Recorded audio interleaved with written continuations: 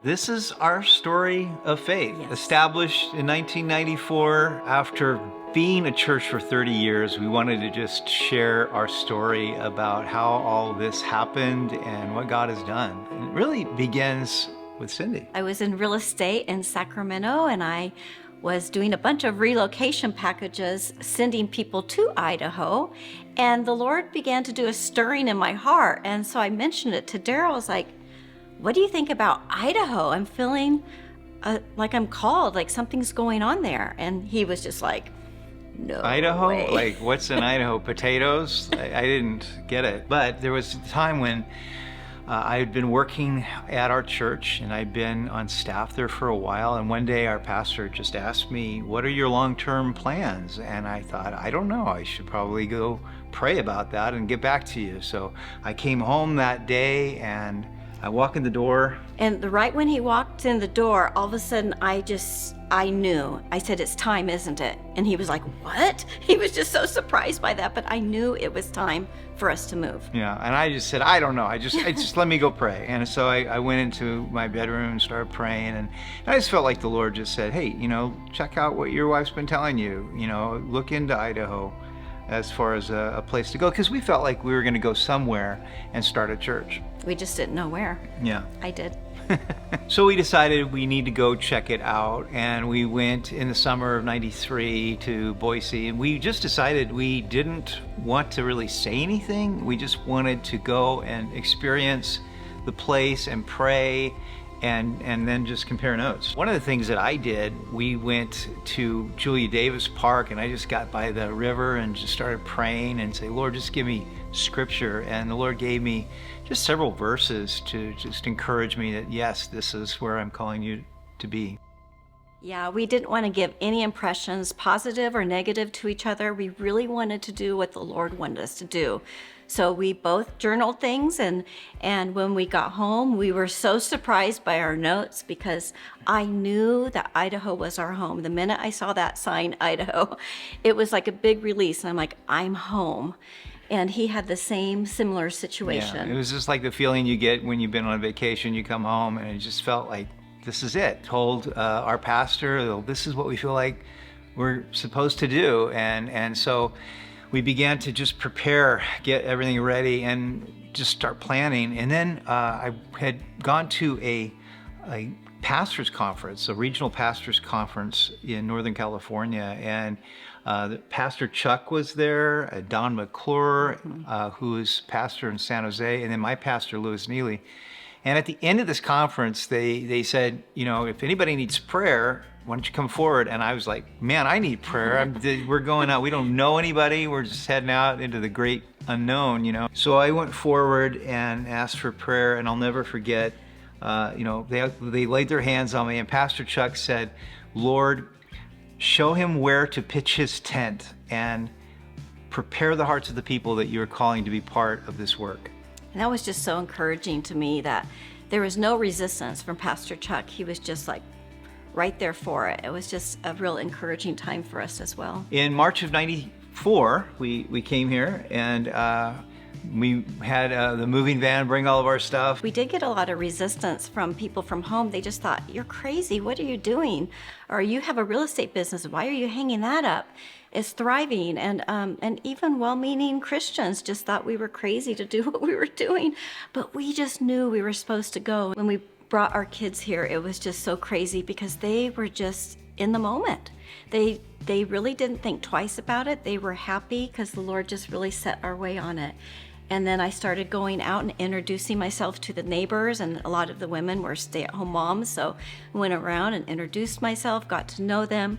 We invited them into our home to have our first home Bible study. And then, like 2 months later, I think we began our first service on Sunday nights. It was at the BSU Student Union building. So the very first Sunday night that we met, and I think we even put an advertisement in the paper. Yeah. But we only had like 2 people. Yeah. And they were college students. There was a girl and then her boyfriend. And that was it. Cindy was like doing children's ministry, but I gave an invitation to receive Christ, and he received the Lord. Yeah, that was pretty exciting. And so, That was our first service. And then we went to education building, and we went to the Hemingway Center, which was this big room, which was actually a really nice space. It was. At BSU. Yeah. It had a big pipe organ. But we realized that we needed to find a more permanent location where we could meet throughout the week and not just on Sundays. And so we started looking for anything that we could lease. And we didn't have much money, but I heard of this property manager, and I told him, listen, we can spend $1,000 a month. That's it. And we need a space. And he just laughed at me. He said, I can't even get you warehouse space. He thought we were crazy. I said, well, just look and see, and we were praying that God would open something up. And then something happened, like Cindy. Yeah, I was praying one night, and the Lord showed me the first phone call in the morning is going to be from this person, and he's going to tell you have space that he can lease to you. And I was scared to death because I'm like, what? And so the next morning, the phone rang first thing in the morning, and I picked it up, and it was that man that said he had space for us. So once again, we can see that the Lord was going before us, and he was opening up the doors, because when we came here, we didn't know anybody. We just knew God was calling us, and it was an adventure. It was a step of faith. It was in the Hillcrest Shopping Center, which is a strip mall. And the reason we got it for so cheap is because it was really poor retail space in the back of this mall.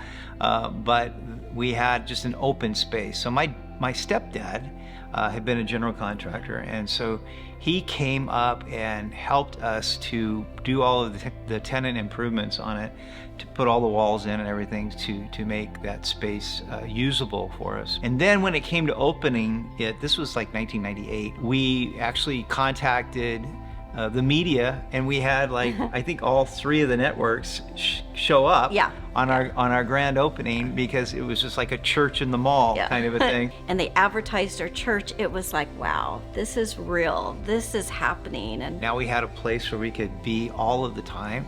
And yet now we wanted to make use of it, make good use of it throughout the week. And so Cindy had been homeschooling our kids, and the Lord gave you another idea. Yeah, and so as I was praying, the Lord said, I want you to do what you're doing for your kids, for other moms' kids that can't do it.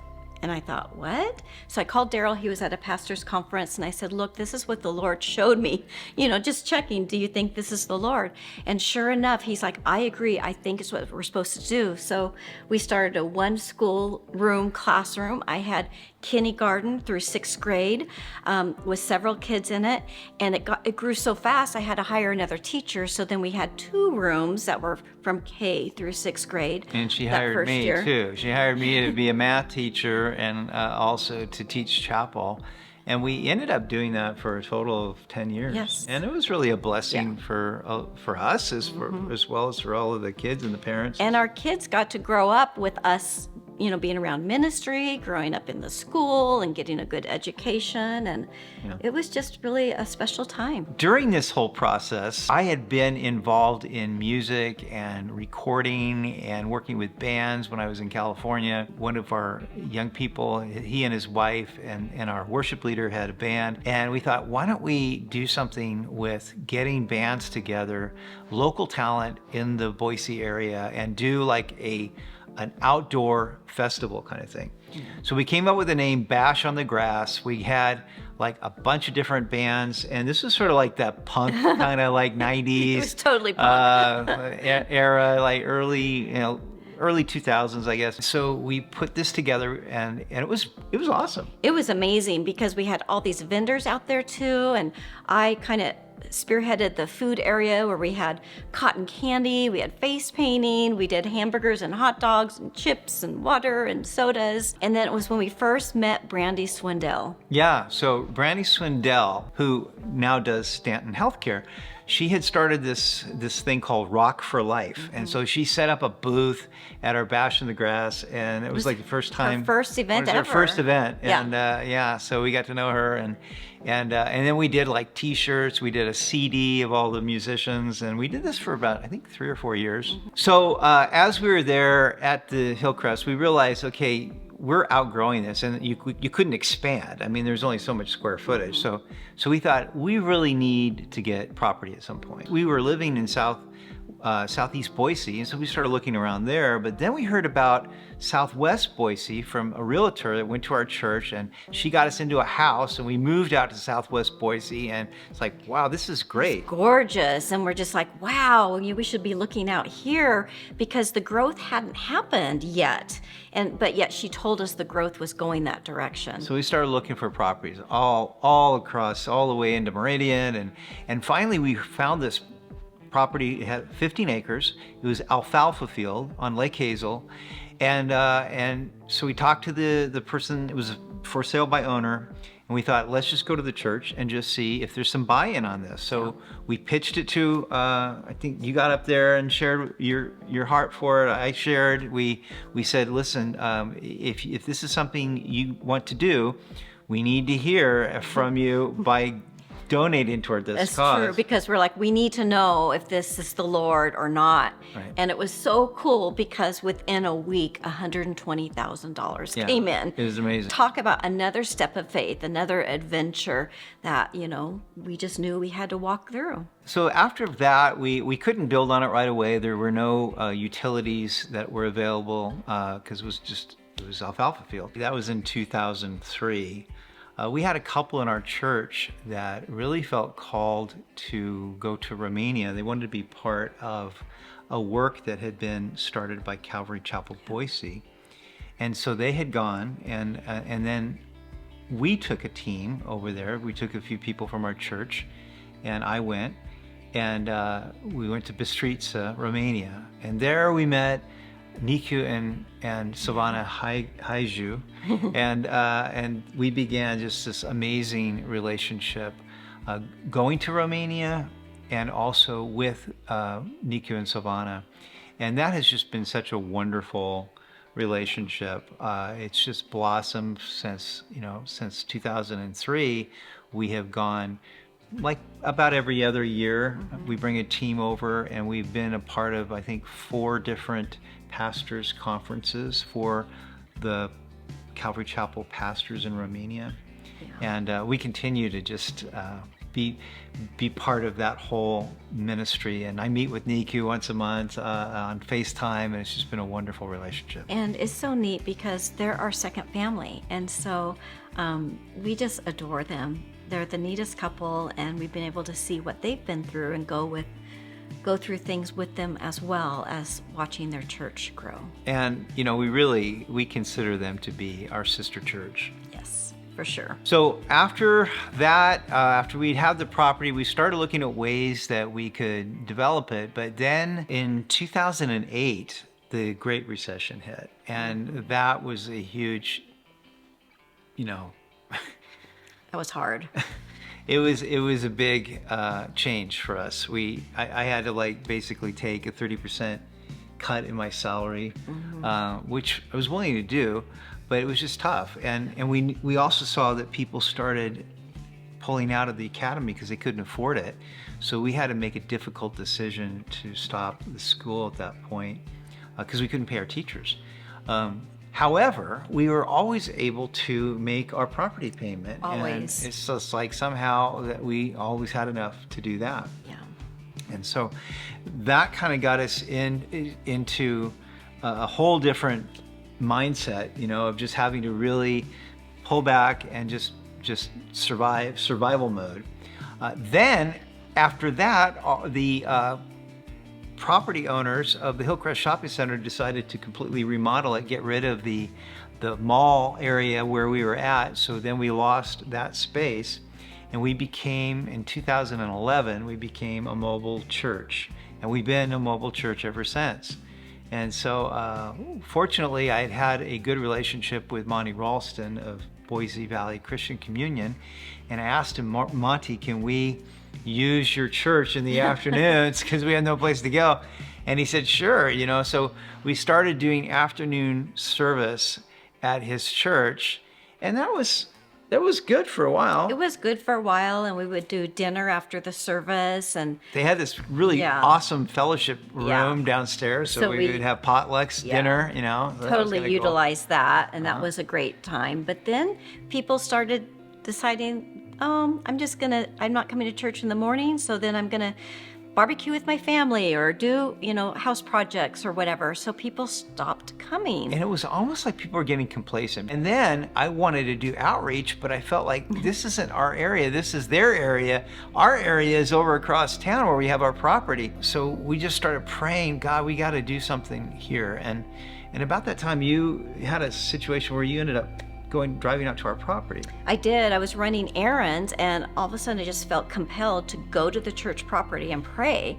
And so I pulled up and I started praying, and I ended up being there 3 or 4 hours. I was shocked how long it was. And the prayer was so intense that I still had my seatbelt hooked up. I never even undid it. But as I was praying, the Lord just showed me, it's time for you to move out onto your property physically to show faith that I have given you this land and the people will follow. But what I didn't know is the Lord was doing the same thing with God Daryl. was stirring my heart too. And we had this heavy equipment that somebody had lent us. It was like a front loader or something. And I went out there and sat on it. And I was just praying, and I just thought about Hebrews, where it talks about Abraham living in the land of promise in tents. And I felt like the Lord just move out here and live in the land and just see what I will do, and kind of put your stake in the ground kind of thing. And so we decided that's what we were going to do. And so we bought a fifth wheel, moved out onto the property. It was the best. For the next 2 years, that's where we lived, and it was great. It was great. It was so peaceful out there, and it did change the heart of our people. It gave them faith to be able to stir their hearts, to be able to move over. And then that's when we decided to move to Sunday mornings, and we were able to get into Lake Hazel Elementary School, which is just right down the road from our property. And as soon as we started meeting on Sunday mornings, we had a whole crew that would show up and do mobile church, set up chairs and all that, and they began to just form this camaraderie, and it's like new life entered the church. Yeah. They were showing up early, and suddenly it was just like, yes, this is what we're supposed to be doing. So, we went from Lake Hazel Elementary, we were there a couple years, and we went to Pepperidge Elementary, which was a bigger gym. Yeah. And that was really great. We ended up being there for several years. And while we were at Pepperidge, we started realizing that, we got to start developing our land. How are we going to do this? Well, we still didn't have the money, but we knew there's a couple of things we can do. We can pray. So we started meeting every month to pray for our property, pray that God would provide a way to get out there. And then we thought we can pay off this debt. And so we put that challenge on, because we still owed about $115,000 on the note. And we said, okay, let's pay this off. And so we did. Within a year, we paid it off. Yeah. And Cindy was teaching the Dave Ramsey Financial Peace University at the time to people in our church. And so we did a we're debt-free thing on a Sunday. So on the count of 3, we do a we're debt-free and a big yell.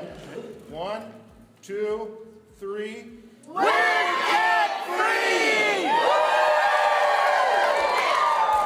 It was pretty cool. It was awesome. And everybody was so excited to be able to do that, because we were gaining momentum. We were able to do something on our property. And so once that happened, then we met with this property developer that I'd met through Bash in the Grass. He'd actually helped us. And we told him about what we wanted to do on the property. And he said, well, how many acres do you have? And we said, well, we have 15. He said, well, why don't you sell part of it? You don't need that much. And so I took that to our board, and we thought that was a good idea. But the problem was there still were no utilities at the property, so it wasn't worth that much. No, so the property wasn't worth much if you sold it like the dirt. And so I thought, well, if we develop it, we can sell it for more money. So we began that process, and we went ahead and went to the Meridian City and started developing into a subdivision, and we got it pre-approved. And that's when we went to the builder currently that's on it and said, here, this is what we have for you. And he wanted to do that.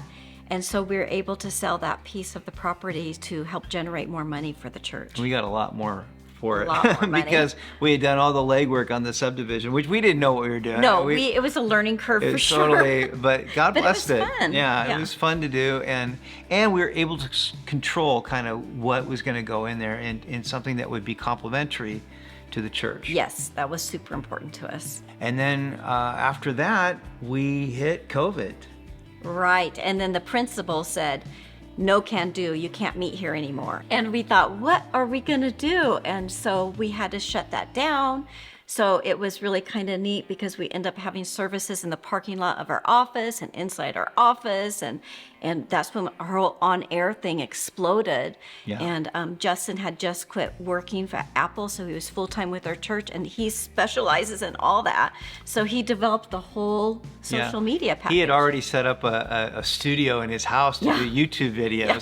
So we ended up doing our services there for about 8 weeks or so. Yeah, we did. Until we could start meeting at our office in parking lot. Then we started like the food truck Sunday and anything we could do to like Make it encourage fun. fellowship. Because at that time, a lot of people were afraid. They didn't know, but we just had to keep doing what the Lord wanted us to do. But we had a puppet show that Lacey put on that was incredible. I'll never forget that. That was one of my Yes, favorite Leonard. things to watch. Leonard and Lacey. Yeah. It was just really a good time. So we just got innovative with, what are we going to do here to kind of keep, people coming to church and not being afraid or fearful. Yeah, it was amazing to me.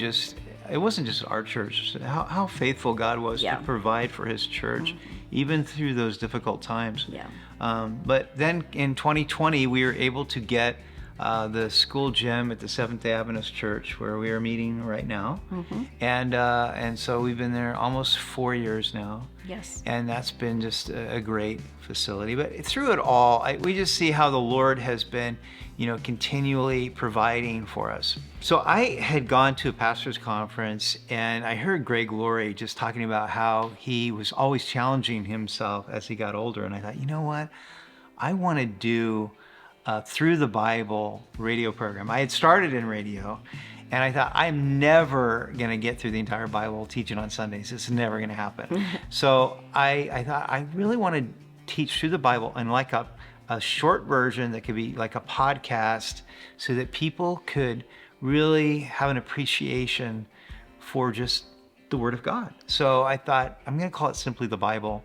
And so I was able to get on the radio station doing 50 minutes a day and then put it out as a podcast. And to date now, I think we have like 50,000 downloads. Yes, and people are listening to it and just understanding the Word, which is really what I wanted to do. And that's been kind of cool to just kind of get the Word out to a much broader audience. So the developer that had bought our property decided now he could start developing it. And so we had a ceremony out there, a groundbreaking ceremony where we had everybody bring shovels and stuff. And this was actually just sort of the groundbreaking ceremony for the subdivision. Yes. Because he was getting the earth moving equipment out there to begin just taking down the land to prepare for the roads and everything else.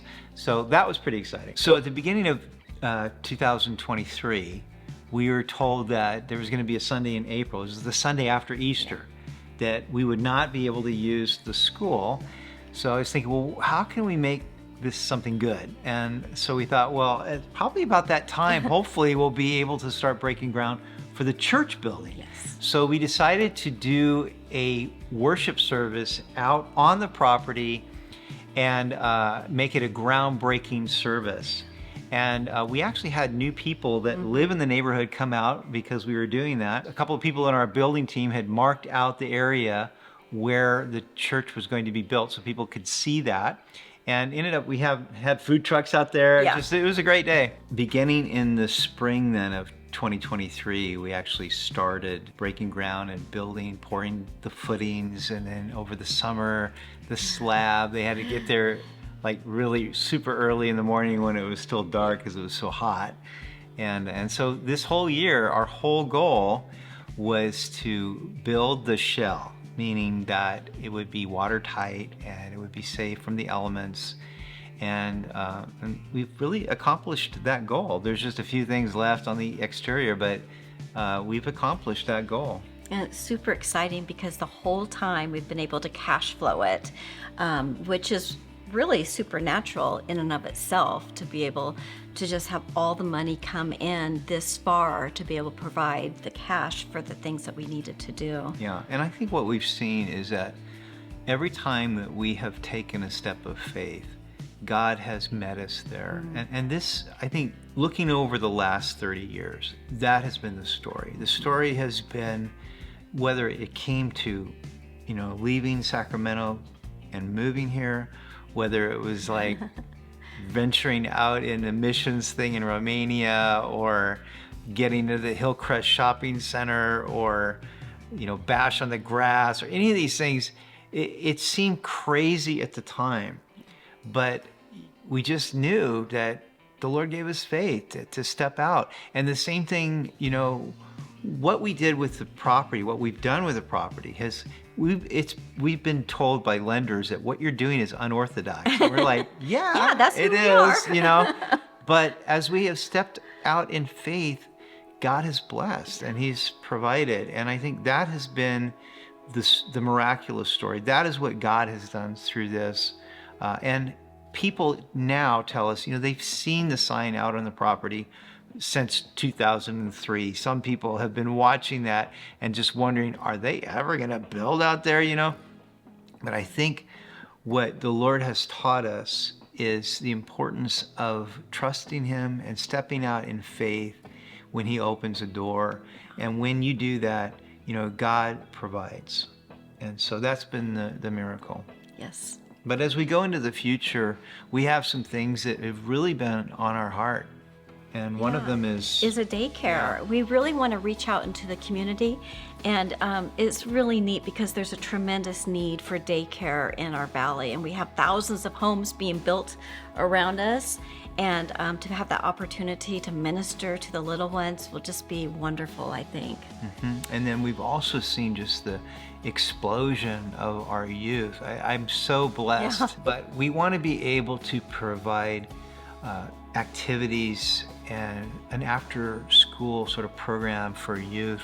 I think that's going to be a great asset to the community, as well as the daycare and the preschool, and just enable us to engage relationally with the community around us, which is really on our heart, and we believe it's on the Lord's heart. Yes. So really, our point, not only to just celebrate 30 years, which we are doing, 30 years of God's faithfulness, but also to give some context to people who have been relatively new to our church. Yes.